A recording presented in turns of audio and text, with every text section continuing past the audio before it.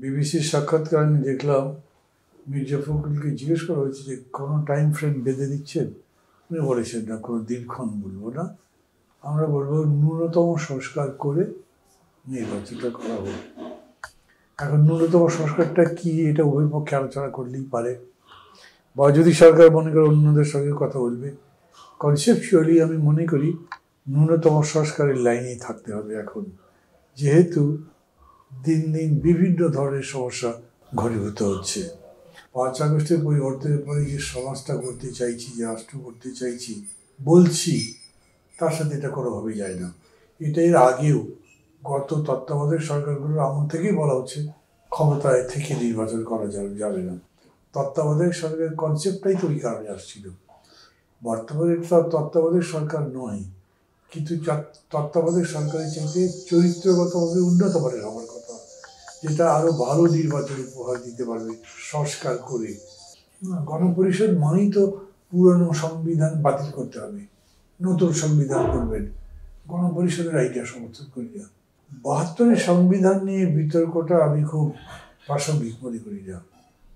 মানে প্রাসঙ্গিক মনে করি বললাম করতে, 72-এর সংবিধান যে চলবে না এইটা তো সবাই বলি আমরা, কিন্তু 72 ফেলে দাও, ছুঁড়ে ফেলে দাও ইত্যাদি কথা বলি না।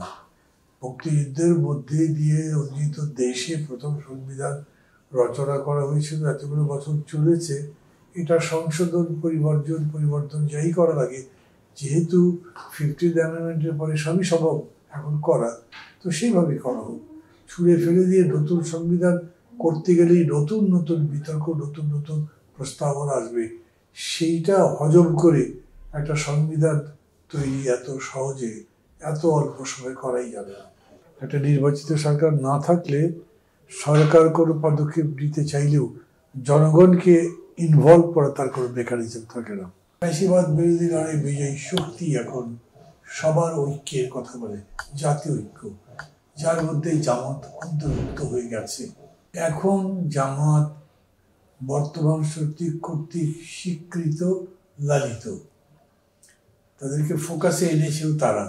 বর্তমান সময়ের এটাই বাস্তবতা। এখনই নতুন করে বিতর্ক শুরু করতে চাই না, যেহেতু সামনে সংস্কার প্রক্রিয়া আছে, দেশে আরো বেশ কিছু দায়িত্বের প্রশ্ন আছে। পুরো লড়াইটা নির্বাচনের জন্যই হয়েছে, গণতন্ত্রের জন্য হয়েছে। মানে নির্বাচন বলতে যদি নির্বাচন প্রক্রিয়া মনে করেন, কিভাবে নির্বাচন করবেন ইন্ডিভিজুয়ালিরা জোটগতভাবে বাকি, ওগুলো ভাববার মতো এখনো পরিবেশ হয়নি।